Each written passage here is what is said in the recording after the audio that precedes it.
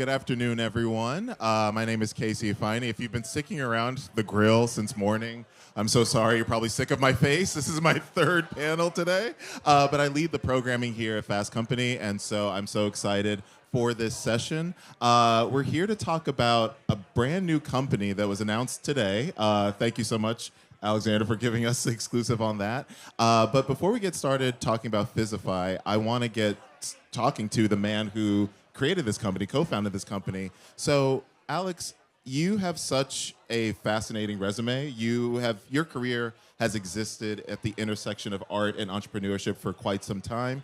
And you were the first, OpenAI's first artist in residence, starting in 2024, and you were with them for the better part of a year. So I just want to start by you just kind of running down your resume, because that's just the tip of the iceberg. We were at MIT, you're a Stochastic Lab, so really just give us a primer on who Alexander Reben is. Yeah, so I started out by studying applied math and robotics, which I guess is a strange background I've come to art through, but always realized that the creative aspect of things was very interesting to me. Also, math is basically the language of engineering, and robotics is a type of engineering that touches all sorts of things from like writing software to making electronics and mechanical stuff. So I've always been into things which are cross-disciplinary. And yeah, so I'd say over the past 15 years, I've been an artist and consultant working with various companies and individuals making weird and interesting interfaces, sometimes funny, sometimes useful. But yeah, over time I realized some of those things that I made as artworks and explorations eventually turned into companies, oftentimes through other folks, potentially years later. And by working in a very playful way with technology, I feel like you can look out further.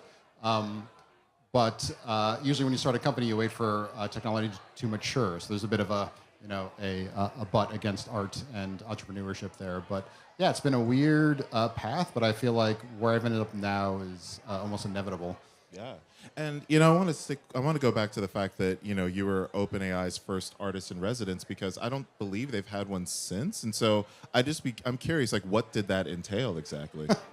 Well, yeah, it kind of started, I think around 2018, I got beta access to GPT before it was Chat GPT, and had a lot of fun with it. That was around COVID time, so had a little like collaborator with me and was having it tell me like what to build in the real world, which was kind of fun.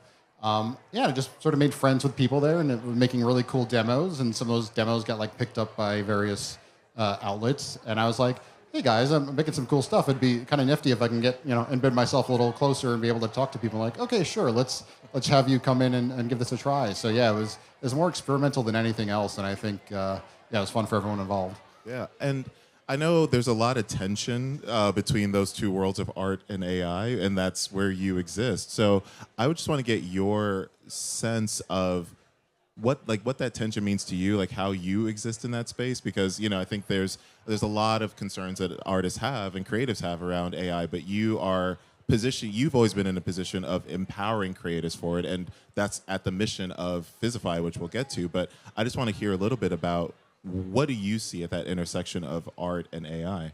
Sure. First, I'd say as an artist, I come to art through engineering, right? So that's kind of you call yourself an artist first. Yeah. you did robotics. Yeah. So yeah, that's always informing what I do. So I understand the concerns and feelings a lot of people have about this technology. There's a lot to be solved, even still. But I'm also optimistic that these tools can be an enhancement for folks, allow them to take what they can do inherently creatively and amplify that out into the world. I think that's part of what we're trying to do at Physify. Yeah. So let's talk about Physify. This is, like I said earlier, the company that you announced today. And, I believe the tagline is, you want to be the agentic factory of the imagination. So what does that mean? Yeah, so I mean, if you look throughout human history of the things we've built, right? Like about 2 million years ago, we made some sharp tools out of rocks. About 5,000 years ago, we started counting sheep, so we needed to create like written language and that sort of thing. About 100 years ago, the Twinkie was invented, and I'd say it's kind of the height of like industrial automation, and the way that we go to materials in the real world. And now what I'm seeing is we spent all that time, trying to get thoughts out of our head into the real world through technology like writing, and we've tried to automate the physical human ability, right? That was all the Industrial Revolution. Now we're working on automating thinking, right? So the question is, when the AIs and robotics and quantum computing, what have you, of the future really start figuring out the how everything is done, I'm optimistic we can start inheriting the why. Like, we can spend more time thinking about it. And I think the valuable capital of the future, in this sort of synthetic capitalism we're about to enter, is going to be the question askers, the imaginers, the people who can dream and think and be creative. So tell us, like, what exactly is Physify aiming to do? Because, like, when you think about becoming, the factory of the imagination, like, how are you taking something in the digital realm, AI, and turning it into physical products? Because, like, that's like the big part of what your company is. It's not like you're producing physical products for people.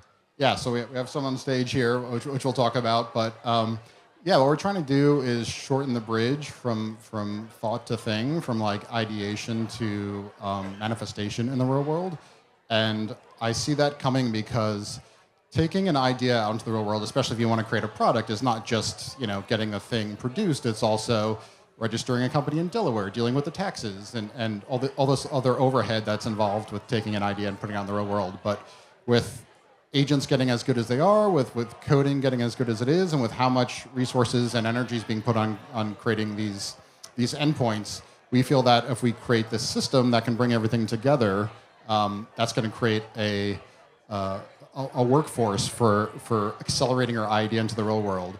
So right now, to have a product be successful, right, you want to sell like 1 million of that thing, right? Because it takes so much energy, time, and money to bring that thing to market. But look at how like cable TV turned into like Instagram or TikTok, right? Now you have people with hyper-specific channels that may have 1,000 viewers, but they're very, very they really care about rebuilding that factory, that farm implement motor or whatever.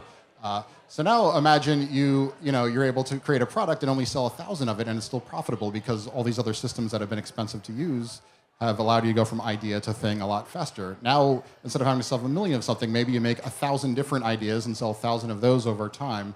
I think it's going to change if you just go to an investor and tell them I have this idea and don't show them how you're going to make it happen, they'll be like, the hard part's making it happen. And we're kind of taking a bet that a lot of that hard part's going to be brought back down to earth in the near future. Yeah.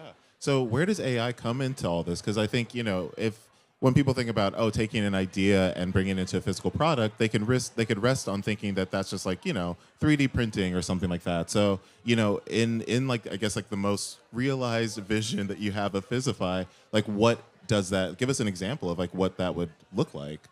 Yeah, so 3D printing is kind of like a factory, right? It's one of the endpoints, and it might be one of the things that we use in our system. But we want to create the entire ecosystem. We want to create the entire rails that allow you to go as quickly from thought to thing. And thing also could be experiences. It also can be things that manifest in the real world. And figure out all the bits and pieces that you need to do that. So something like a 3D printer is just part of that. Even just having a text to CAD, then taking that CAD and putting into a 3D printer, there's still a whole lot involved in getting your print out into the world. Just think of shipping or fulfillment or that sort of stuff. So yeah, AI and agentic interfaces we view is going to create the endpoints for all sorts of things that we can bring in. The approach we're taking is a laboratory approach. So by us creating things we want to bring in the real world using these systems, we're going to find where the gaps are.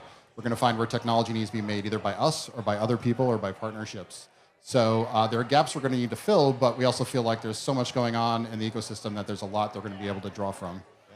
And, I know when I got to interview you for the article that I wrote announcing Physify, you mentioned that down the road you see, and you're experimenting with this now, but there's going to be different creative inputs that you can have to create an output. And, one example that your co-founder mentioned was there could be a possibility of a musician playing some music and then a painting comes out of it. Yep. So, yeah, I would love if you can sort of give us sort of some of those examples of how you see something like this coming to fruition. Yeah, so one of the interesting things that AI and things like robotics can do is take one creative domain and translate it to another. So it can allow what you do very well in your expression and allow you to express that in a different way. And right now, a lot of people see that sort of like through language, right? So everything's a lot about prompting and text. But you might imagine in your DJ example, a DJ is on stage with their knobs and their interfaces creating things, and they're kind of jamming. And you have a system that can translate their expression to, say, like robots out on stage making paintings of what they're doing. And then you can think that can go further and allow their fans to co-create with them later on, where you have that data of what they did on stage, which creates patterns, and then later on people can go and modify those patterns and create product and output from there. So you can imagine one creative domain can spin out multiple different products and experiences just from that one expressive input. So yeah, it's a bit hard to imagine what that might look like, but if you think of like I think demos are the way to. That's where we're taking the lab approach, right? We want to create these interfaces which do these things and bring these ideas back down to earth. And in doing so, we're going to come up with the more kind of sci-fi things. So yeah, maybe one day just we'll have our brain implants and thoughts will go literally out into the world. Right.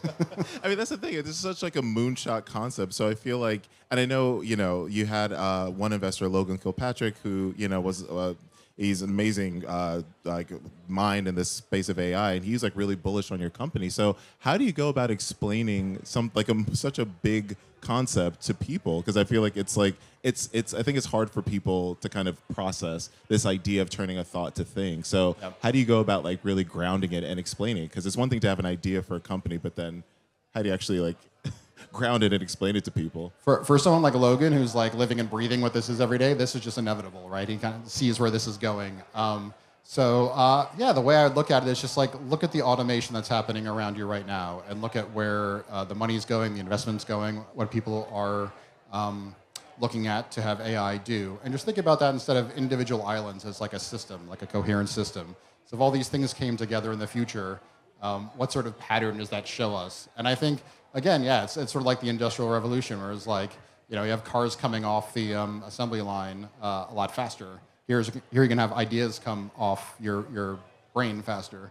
And it does seem like an alien concept, but I think it's going to, as people become more and more familiar with AI in their everyday lives, I think it's going to seem more inevitable. And I got a chance to demo like some of the work that you're doing, and I want to talk about that because it was fascinating. So I got a chance to hop on a webcam with Alex and his team, and basically they turned my webcam into how many options? Like I had a MIDI controller where I could control. Yeah, so we have example here of all the knobs you're playing with there, and we had a demo set up on stage here, but as you imagine. We have all these GPUs whirring in the background, but it was the internet that let us down at the end of the day. But it's fine. But like, I feel like you mentioned that there were how many options I could choose from in terms of like remixing my image. I don't remember the number exactly, but it's enough rubber ducks to fill the solar system. It's about as many molecules in a teaspoon of water. There was another kind of ridiculous number example I came up with there, but I think it's like 604 sextillion or something like that. Yeah, quite a lot. All these options that I didn't get through all of them, but once I was able to lock it in, then like that image immediately went into production at Physify. So I would like to, before we kind of dive into that a little bit more, I think it's really important to talk about the lab that you mentioned. Like you're headquartered in North Carolina, and right now the physical products that you're churning out are fabric. I think they're from a loom. So like, I'd love to if you can just sort of talk us through sort of these early phases of turning thought to thing. And in this instance, it's tapestry. So that's one of our manufacturing partners, Pure Country Weavers. And they're a manufacturer who could take in arbitrary inputs and basically create fabric through jacquard weaving where it could never be the same. And making one of ones and unique outputs cost the same as making 10,000 of something, which is very unique. And factories like that are very ripe to ingest creative input that changes all the time. So I'm wearing a vest that came from some digital artwork that I made that I then vibe coded into a storefront.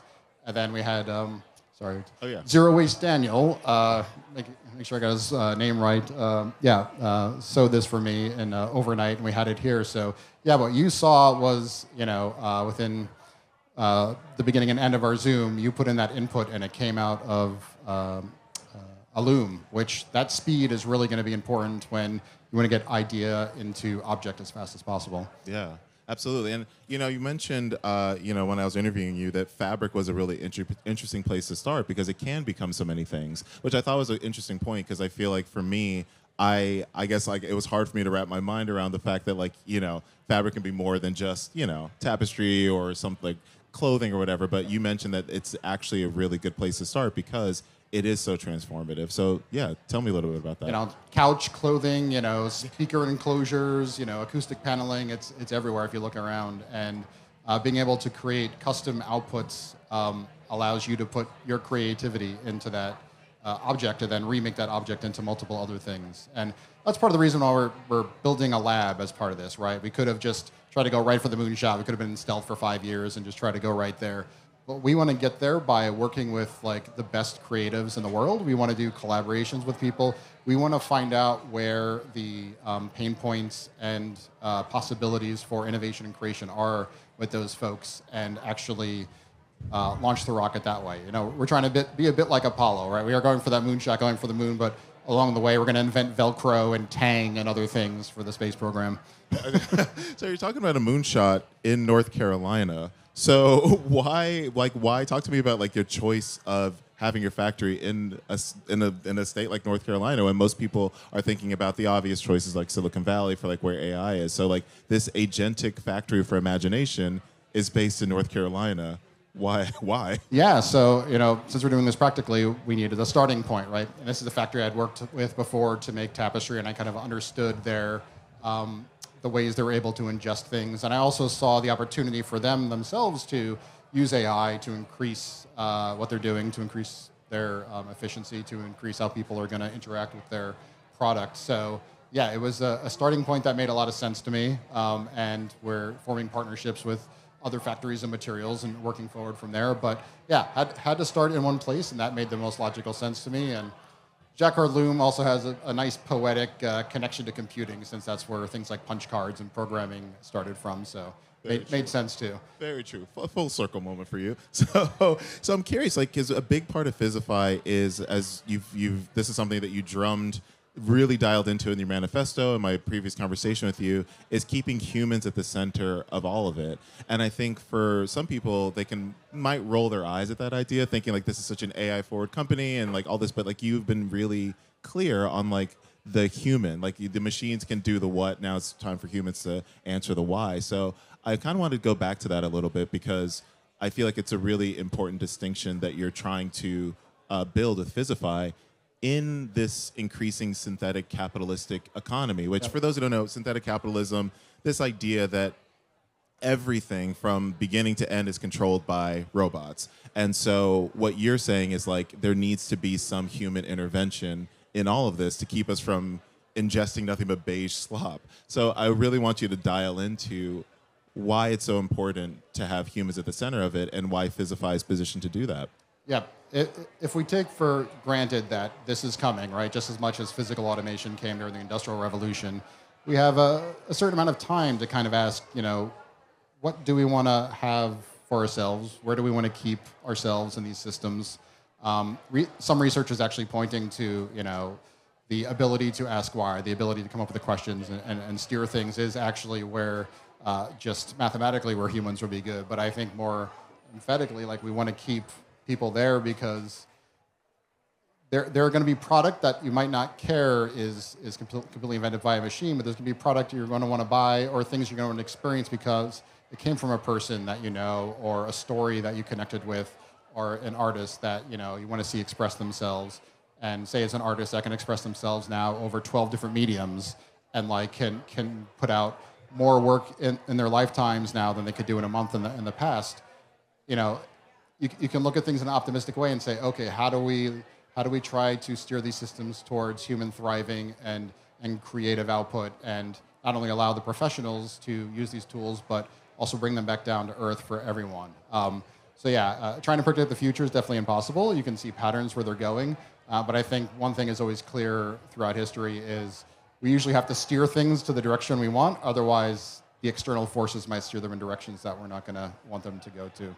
Yeah, and you kind of touched on this a little bit throughout the conversation, like this idea that what you're building, you really see this as being able to rapidly prototype small, even like limited drops. You can do like mass production, but also like really small, one of ones, one drops, all that. So for you, I mean, like, what do you see? What impact do you see that having on the larger economy? Because I think like if you think about the fact that YouTube and the internet in general, we've seen this huge rise in like really niche sectors of interest that people have. So it sounds like you're really layering on top the ability to serve products to all these niches. So when you think about how the niche is the mainstream in many ways, like where does Physify come into play with that? Yeah, so the creativity we're looking at is not just artistic, it's also inventive and things of that sort. So you might imagine like a firefighter comes up with an idea for a doohickey for to get water coming faster at them. I'm just making this up, right? And maybe every firehouse in the United States only needs one of these, perhaps, right? Or you think of products that might be very useful, but people didn't put them to market because they wouldn't make enough money, but they might be helpful overall. If these systems reduce the barrier to entry, reduce the cost for that, profitability can be done with a lot less. I think, like you said, it allows these sort of very niche things to happen and allow them to happen quicker, especially if that firefighter doesn't have to spend time, again, filing his taxes in Delaware, putting a trademark there, figuring out fulfillment, and all these other things that we see agentic AI coming for in the future. And I kind of want to just double tap that a little bit because I do think that that's a really interesting aspect of this is the fact that Physify is you're handling all the more mundane aspects of invention and creativity, like using agentic AI to like file the patent, like secure your domain name, all that. So was that I guess tell me a little bit about like why that was so important to include for you. Yeah, so maybe selfishly, part of the reason I'm running this company is because of the problems I've had over time as an artist, or like the things I don't want to deal with, and sort of ideas I had that I knew people out there would want, or I could take this artwork and actually turn it into a product. But I was so focused on my creative practice that I didn't want to take time away from that to do these sorts of things. So I think that's partly why it's important is when you reduce the stuff we don't want people to do, then they can focus on the things they should be doing or want to be doing. And again, I think that's the optimistic hope of where this is taking us, to allow people to be themselves and really go in the direction that they want to. Right. Absolutely. And, so I'm curious to hear, like, you're working, like, you're positioning Physify to be, like, DTC, B2B, and, like, right now you're deep in, like, the experimental phase with working with creatives across food, gaming, fashion. So I guess, can you give us a peek behind the curtain of, like, what are some of those learnings that you've had so far in like this experimental phase? Because I think when I interviewed you previously, like you're about a year out from having something that's like consumer facing. So can you just give us a peek behind the curtain of like how are things going with this phase of Physify? Yeah, for sure. Obviously, given North Carolina, a lot of what we've been working on is like connection to the factory, seeing how we can kind of make it the first agentic factory in the world, and working around that. And obviously, being an early startup, a lot was getting our startup going and also learning what has been manual for us and annoying for us. We're like, man, we wish we'd have an AI for that and an AI for this. So we're kind of noting down all the stuff that we needed during this process to see if we can get there moving forward. I think after that phase, we're going to be looking for collaborators. So we're starting with people who are like creative professionals because we're going to take like a Photoshop before paint approach. Because when you work with people who are professionals in the field, they know where the pain points are quickly. They know exactly what they want and what they need, and that will translate out to others faster. So that's why the next phase we're gonna be looking for like 3 to 5 collaborators to work with, and it might be everything from like a DJ, and we work with them to have them make paintings while they're on stage. To it could be like a dancer while they're dancing, something gets woven in real time. So. By connecting things that are a bit more artistic to the outputs, we also feel like we're going to find where those points to improve will be. Yeah. And so for you, I mean, how's that been kind of building the plane as you're flying, so to speak? Because this is such a moonshot idea, moonshot concept, like what you plan now, it could be something completely different in 5 years' time. So for you as someone who is this, this big thinker and like like I said, your whole career has been about advanced technology and like maintaining that creativity within, how are you maintaining that creativity and flexibility as an entrepreneur to like guide this company where it wants to go? So yeah, I'm the company's first guinea pig. I'm kind of patient zeros, right? I'm going to be coming with ideas I want to put You're out. wearing in the the world. vest, so I'm, yeah, I'm that's kind of wearing these things, getting them out there. So firstly I'm going to figure out what I want to try to get it out there. But yeah, I think by taking this lab first approach for a moonshot, we're keeping everything grounded, right? Because we have to actually get something out in the world. Because those robots throwing paint around during the concert would actually have to work, right? That's going to make us have to dog food what we make really quickly. And to me, that's kind of exciting. Like, as an artist through my art practice, I've always been interested in using technology, which is beta or very early, and like also using it in ways that weren't intended. Right. So one of the things I did while I was OpenAI is use Sora, and I pulled 3D images out of Sora using computer vision and turned that into a sculpture, a bronze sculpture. And that wasn't really what they intended Sora to do. Right. It's a video generator. So yeah, I think by being flexible, by being creative, by coming at things with an inventor mindset, you're going to find where these cracks are, and you're also going to come up with ideas that might not have been obvious in the first place. So we're keeping playfulness and lab sort of up front and center in what we do. Yeah. And, I know there's been continued conversation and I think increased conversation around physical AI and where we're headed with that. And obviously, Physify, I see it being a big part of this push towards physical AI. So for you, if you can take off your Physify vest, your Physify hat for a second, I'm just curious to get your lay of the land on like how you see physical AI evolving. Yeah, so when you mention physical AI, or if you Google that, most of that goes like to robotics or things like automated manufacturing of parts in that direction. If you think about physical AI more in just like AI living in the physical world, it's obviously going to be embedded around us a lot more. It's going to create a lot of outputs that we're trying to produce. Yeah, and I think a lot of that's also going to be up to the individual to decide how much of AI they want in their life and how connected they're going to be to it. So physical AI is not just the outputs, it's also the inputs. Past prompting. We used a physical interface when we did the demo with you, right? Other ways people can express themselves that's not spoken language or written language into AIs, I think is also going to play a big role in physical AI. Yeah, and so I'm curious, like I guess like what do you see down the road for Physify? Like in terms of like if you paint me like the roadmap right now, because like you said like you're aiming for like a year to be in like have a consuming facing product, but when could happen faster. Things move. If in you weird say ways. so, listen. Are you committing to that right now No, on stage? Okay, I was gonna say like, sweat enough up there.